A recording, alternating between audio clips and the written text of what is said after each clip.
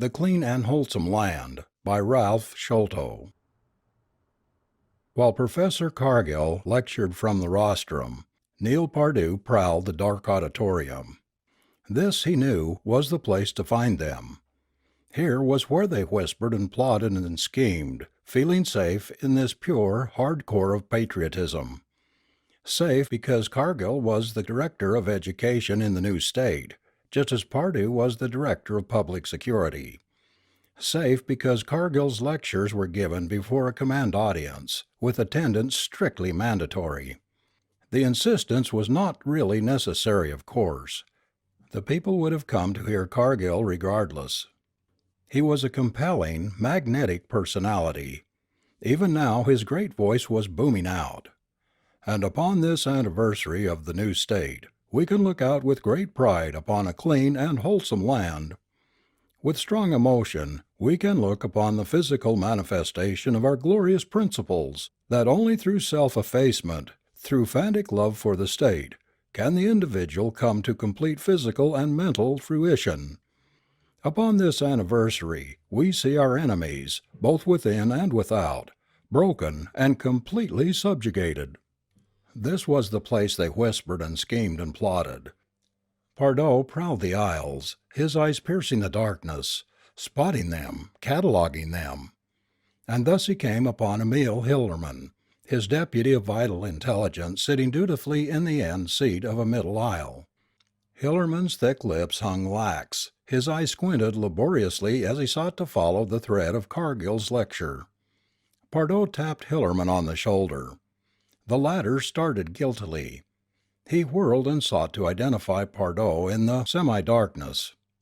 Pardo said, "Please step outside with me. I have some questions." There was fear in Hillerman's bearing as he got clumsily to his feet and followed Pardo. But none of Cargill's speech was missed. A battery of loudspeakers carried it even into the foyer, where Pardo stopped and turned on Hillerman. He regarded the man through cold, calculating eyes. He seemed to be both enjoying Hillerman's discomfort and also listening to Cargill's booming words. These pale weaklings, these traitors with twitching muscles and twitching minds, who skulked in dark places, have been finally and decisively defeated, even their vaunted leader. "What have you been doing?" Pardo asked, relative to Karl Lenster. The frightened Hillerman licked his fat lower lip as he sought for words. Everything possible. But Lenster is clever. You know that. You know that yourself." Pardo's eyes bored into those of the intelligence director. They were noted for their icy penetration, but upon this night they were like steel knives. It was as though he surveyed Hillerman from behind the bulwark of some new and hostile information. Even as he stared, Cargill was booming from the rostrum. Karl Lenster, their peerless leader, and Cargill's voice crackled with the inflection of pure contempt. A degenerate, a dope addict, whose greatness lay only in the realms of his sensual dreams, a weak, pitiful figure bereft of followers, cringing alone in. When Pardo spoke, his voice held a new sharpness to complement the new ice in his eyes. He said, "In half an hour I'm attending a meeting of the council. They will want a report. What about Lenster?" Hillerman looked quickly to right and left, then back at his chief. He hesitated as though fearing the consequences of what he was about to reveal. "You know of the Wycoff chemical transformation process." "Certainly I know of it." Pardo blazed. "What about it?" I... But Hillerman seemed to lose the courage he'd screwed up to continue in this direction. He straightened, and a little of the hangdog servility dropped away. "I'm doing all that is humanly possible to apprehend Lenster. All that any man could do. The secret jails are full. My interrogators work night and day. Even a superficial check on my records would show that more has been done in the last 6 months and is being done now than—" Pardo raised an impatient hand, opening a gap of silence into which the voice of Cargill poured. "Land in which the voice of dissenter is not heard, in which Lenster and men of his despicable ilk are forever crushed and beaten." Pardo was scowling. Almost unconsciously he had held the pause, with hand upraised, until Cargill finished his passage. As Cargill stopped for breath, Pardo jerked his hand down sharply, completing the gesture. "I have no time for any more of this, and I resent having to seek you out. Next time report to my office as is proper and keep me posted as to your activities. Next." Pardo eyed Hillerman for one blank moment and allowed the threat to reflect clearly that possibly there would not be any more next times. Then he turned and strolled swiftly from the foyer. Cargill's voice had hardly faded when he picked it up again on his car radio. It was a foregone conclusion that every radio in the land would be tuned to the lecture. So great was Cargill's popularity that every citizen traveling in a car would wish to hear it and turn on his receiver. It was foolish not to have a radio properly tuned when Cargill spoke. He was saying, "And so under the banner of complete solidarity, we will march forward, a solid phalanx against which no force can stand. Now that our own house is swept clean of vermin, rid forever of carrion like Leinster and his ilk, we can." Pardo had traveled swiftly through the streets at high speed reserved for higher servants of the new state. The lesser servants of the new state had learned caution, and thus no regrettable deaths or maimings occurred. The lesser servants have grown wary and fleet of foot. Pardo switched off his motor but left his audio blaring. Cargill's voice followed him up the broad steps of the executive building, and was just fading out when Pardo was able to pick it up again from the loudspeaker under the great arches. He entered the building and traversed the vast foyer to a niche which housed a private elevator. He entered the lift, deserting it on the 9th floor, where he entered an unobtrusive door and joined a group which consisted of the new state's well-guarded pool of power and brains. There was Blanchard of Finance, Keeley, Director of Foreign Education, Masachek, Overlord of the nation's larder, and 7 others. When Pardo entered, all conversation stopped, and every man looked up from a luxurious overstuffed chair. Pardo must certainly have swelled inwardly with pride at this unconscious tribute. It was well known that he held a key position on the chessboard of politics. His was in reality the most important job of all. It was to Pardo that this powerful group of men looked for that which they most treasured, their own personal safety. A chair was waiting for Pardo.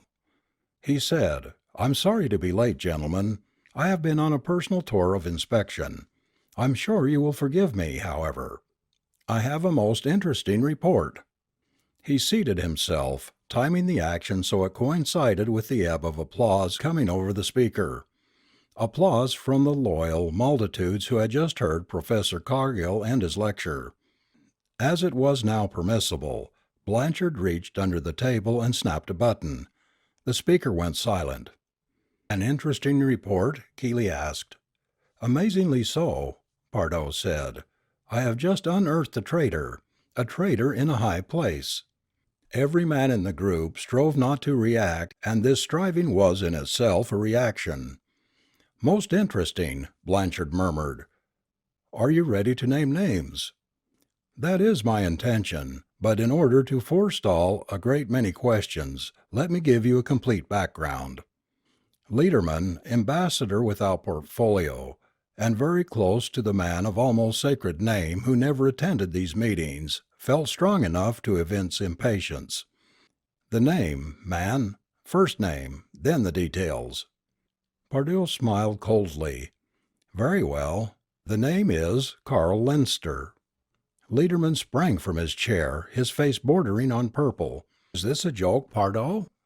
We all know Leinster is the arch traitor of our times, the leader of the resistance movement. Talk sense." Pardo, not in the least disconcerted, smiled coldly. "I'm sorry. Perhaps I should have said Emil Hillerman, my deputy, of vital intelligence, the man who holds immeasurable power in his 2 hands." Blanchard was not given to outbursts, but his lips were grim as he said, "We're waiting for you to talk sense, Pardo. The confusion comes from your not allowing me to tell it as I wished. There is a gap between Leinster and Hillerman, one which, with your permission, I will fill." "Talk, man, talk." You have all heard of Formula 652, known also as the Wycoff chemical transformation process. There were expressions of both understanding and bewilderment. Noting these, Pardo said, "For those of you who haven't made a point of looking into the thing, I'll explain. Wycoff, in case you don't recall, was a chemical engineer of more than average ability who stumbled onto this formula before he died, most regretfully, 4 years ago, in 1984. Liederman continued to scowl. "We all know each other, Pardo. Call a spade a spade. Wycoff was a reactionary scoundrel whom you did away with for reasons of security." "Precisely," Pardo said. "In its essence the formula is a process for taking over a man's brain, his body, his personality." "You mean—" Pardo refused to be interrupted. "We were of the opinion that Wycoff, though he and Leinster were great friends, was not able to impart his knowledge to the latter. We took him into custody shortly after he perfected the formula, and were fortunate in persuading him to give it to us." "But he gave it to Leinster also?" "We were certain, at the time of his death, that he had not been able to do that. We are still certain." Keeley, with a gesture, requested the floor. "I wonder if you could go into a little more detail concerning the formula, for those of us who—" "Of course," Pardo said. "The formula is a combination of 6 chemicals, and the process of transformation is relatively simple, yet highly dangerous to both subjects involved. It means sure death for the proposed host, if not delicately handled will also result in death for the usurper. The transformation requires 3 hours to perform. Once completed successfully, the usurper can never return to his own body. It must be destroyed. Also, the mentality of the host vanishes after it is pushed from its original brain tissue through the influence of the formula." "Then if Wycoff didn't give the formula to Leinster, it was stolen from our vaults, or wherever it was kept?" "Exactly. Certain investigations I have made prove beyond doubt that Leinster got to my deputy Hillerman. I never considered Hillerman very bright, but I thought him to be honest and loyal. Beyond all doubt, with his aid, Leinster stole the formula, possibly got it verbally, and used it to take Hillerman's body from him." Pardo smiled grimly. "Therefore, gentlemen, we have a traitor in a high place, my deputy of vital intelligence." Pardo sat silent now, seeming to enjoy the fear he had engendered in his colleagues. Sat silent until Liederman said, "You've arrested him, of course." "No, I have not." "Then get at it, man, get at it." "I have no intention of arresting Hillerman." Liederman's eyes widened as did those of the rest of the company.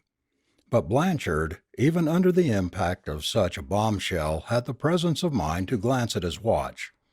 Immediately he snapped on the loudspeaker. The voice of Professor Cargill blared forth. "And upon this anniversary of the new state, we can look with pride upon a clean and wholesome land." It was the rebroadcast from recordings of Cargill's speech, and no man in his right mind would have refrained from tuning it in because everyone wanted to hear it at least twice. Liederman, almost apoplectic, ignored the speech. "Not arresting him? Are you mad?" "I'm quite sane, and the situation is well in hand." Pardo grinned, and there was wickedness in the grin. Wickedness and intelligence. "As I said before, Hillerman was not a smart man. His job was too much for him, and I would have been faced soon with the necessity of replacing him regardless. Leinster, on the other hand, is of grade A intellect.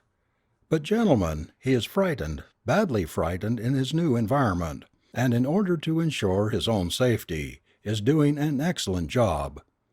Ever since the transformation, that department has gained in efficiency until it now ranks as one of the highest in our entire government." Slowly, Pardo's strategy dawned on the group. Blanchard suddenly smiled. Then Pardo scowled and went on with a new and sudden ferocity. "I have the proof, and I have Leinster Hillerman under my palm. So he stays, continues to do a good job for us. But he'll be watched, gentlemen. He won't be able to go to the bathroom without being under surveillance. We will learn a great deal from him. All we need to know." "Then you'll arrest him?" the boss of the state larder wanted to know. Pardo came to his feet, his fist slammed down on the table. "I shall not arrest him, ever. When the time comes I shall personally shoot him down in the street, like a dog. There will come a day, gentlemen, when you will witness this act of vengeance, when I shall make such an example of Leinster Hillerman as the resistance will not forget, a moral crumbling example, I promise you, in which Leinster and his ilk are forever crushed and beaten," the speaker said. Blanchard took the floor. "Gentlemen, I move to vote thanks and confidence for our colleague, Neil Pardo." The Director of Public Security stood at attention and essayed a sharp, military bow. It was a moment of rare triumph. "Thank you, gentlemen," he said. An hour later, Leinster Pardo was alone in his apartments. He stripped off his uniform with an air of grim satisfaction. While he undressed, he thought of the martyrs to the cause, the men who had died. He thought of Wycoff, and wished Wycoff could have had the pleasure of knowing who had usurped the body of Neil Pardo, Pardo the butcher, the infamous Pardo. From the speaker came the third and final rebroadcast of Cargill's speech. "A clean and wholesome land." "A clean and wholesome land," Leinster murmured, and the tone of his voice was a prayer.